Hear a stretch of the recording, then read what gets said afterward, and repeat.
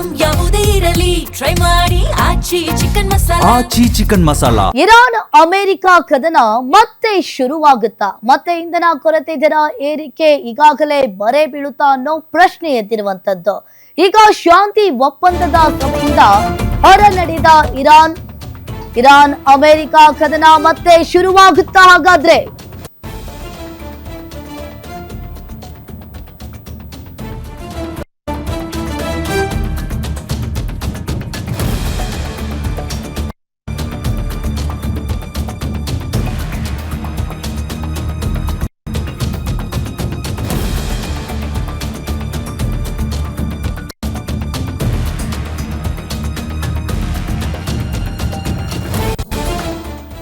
ಇನ್ನು ಶಾಂತಿ ಒಪ್ಪಂದದ ಸಭೆಯಿಂದ ಈಗಾಗಲೇ ಇರಾನ್ ಹೊರ ನಡೆದಿದೆ. ಫೋಟೋ ಸೆಷನ್ ನಲ್ಲೂ ಕೂಡ ನಿಲ್ಲದೆ ಬಂದ ಇರಾನ್ ಸಚಿವ.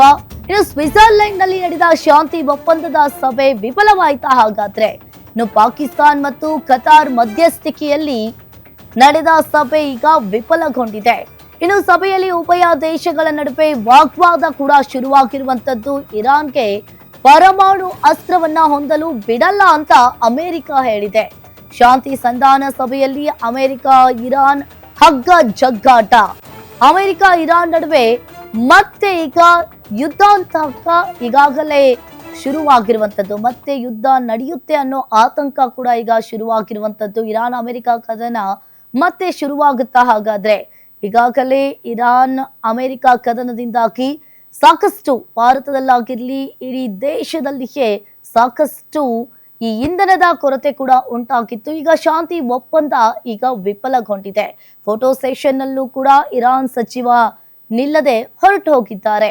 ಇನ್ನು ಸಭೆಯಲ್ಲಿ ಉಭಯ ದೇಶಗಳ ನಡುವೆ ಸಿಕ್ಕಾಪಟ್ಟೆ ವಾಗ್ವಾದ ಶುರುವಾಗಿದೆ. ಇರಾನ್ಗೆ ಪರಮಾಣು ಅಸ್ತ್ರವನ್ನ ಹೊಂದಲು ಬಿಡಲ್ಲ ಅಂತ ಹೇಳಿ ಅಮೆರಿಕ ಹೇಳಿದೆ.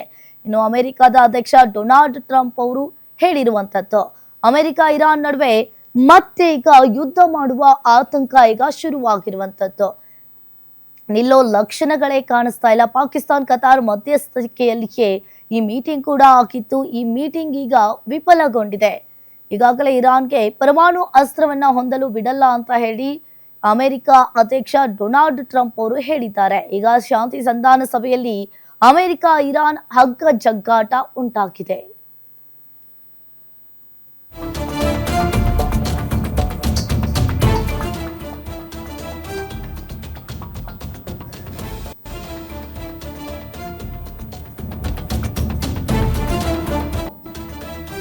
ಇನ್ನು ಒಂದ್ ವೇಳೆ ತನ್ನ ಕೃತ್ಯವನ್ನ ನಿಲ್ಲಿಸದಿದ್ರೆ 100 ಪಟ್ಟು ಹೆಚ್ಚು ದಾಳಿಯನ್ನ ಮಾಡ್ತೀವಿ. ಇರಾನ್ ಮೇಲೆ ಮತ್ತೆ ಭೀಕರ ದಾಳಿಯ ವಾರ್ನಿಂಗ್ ಶುರುವಾಗಿದೆ.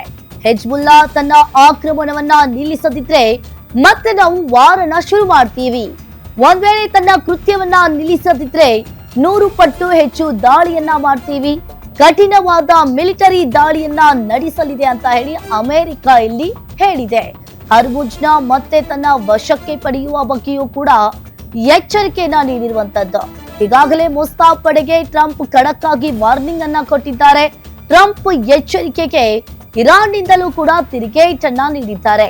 ನಮ್ಮ ಸಶಸ್ತ್ರ ಪಡೆಗಳು ತಕ್ಕ ಪ್ರತ್ಯುತ್ತರವನ್ನ ನೀಡಲು ಈಗಾಗಲೇ ಸಿದ್ಧ ಅಂತ ಇರಾನ್ ಕೂಡ ಹೇಳಿರುವಂತದ್ದು.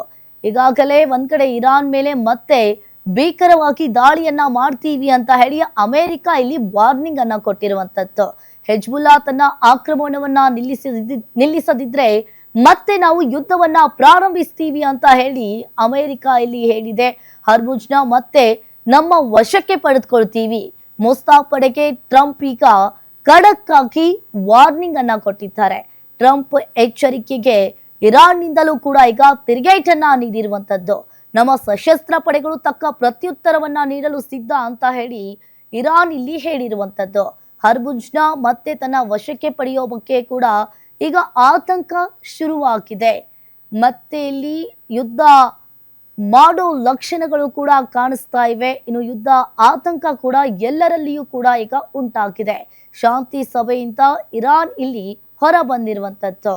ಇಲ್ಲಿ ಹೆಜ್ಬುಲ್ಲಾ ತನ್ನ ಆಕ್ರಮಣವನ್ನ ನಿಲ್ಲಿಸದಿದ್ರೆ ಮತ್ತೆ ನಾವು ವಾರನ ಶುರು ಮಾಡ್ತೀವಿ ಅಂತ ಅಮೆರಿಕ ಹೇಳಿರುವಂತದ್ದು. ಹಾಗಾದ್ರೆ ಇರಾನ್ ಮತ್ತು ಅಮೆರಿಕ ಕದನ ಮತ್ತೆ ಶುರುವಾಗುತ್ತಾ? ಹಾಗಾದ್ರೆ ಟ್ರಂಪ್ ಎಚ್ಚರಿಕೆಗೆ ಇರಾನ್ನಿಂದಲೂ ಕೂಡ ಈಗ ತಿರುಗೇಟನ್ನ ಕೊಟ್ಟಿದ್ದಾರೆ. ಇನ್ನು ತಿರುಗೇಟನ್ನ ನೀಡಿದ್ದಕ್ಕಾಗಿ ಅಮೆರಿಕ ಇಲ್ಲಿ ಮತ್ತೆ ಯುದ್ಧವನ್ನ ಪ್ರಾರಂಭಿಸ್ತಾರಾ ಅನ್ನೋ ಪ್ರಶ್ನೆ ಕೂಡ ಎದ್ದಿರುವಂತದ್ದು. ಹರ್ಮುಜ್ನ ಮತ್ತೆ ತಮ್ಮ ವಶಕ್ಕೆ ಪಡೆದುಕೊಳ್ಳುವ ಸಾಧ್ಯತೆ ಕೂಡ ಇದೆ.